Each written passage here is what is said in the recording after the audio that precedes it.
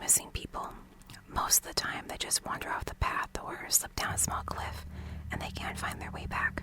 The majority of them have heard the old stay where you are thing, and they don't wander far. But I've had 2 cases where that didn't happen.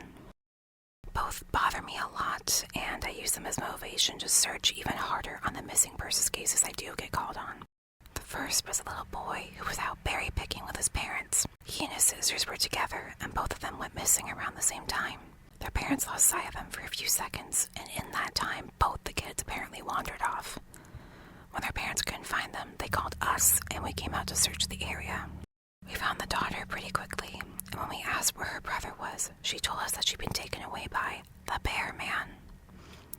She said he gave her berries and told her to stay quiet, that he wanted to play with her brother for a while.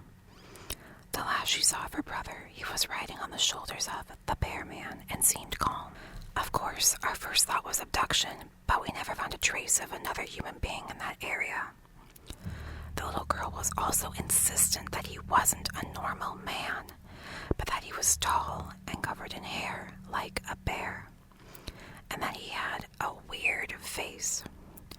We searched the area for weeks. It was one of the longest calls I've ever been on, but we never found a single trace of that kid. The other was a young woman who was out hiking with her mom and grandpa. According to the mother, her daughter had climbed up a tree to get a better view of the forest, and she never came back down.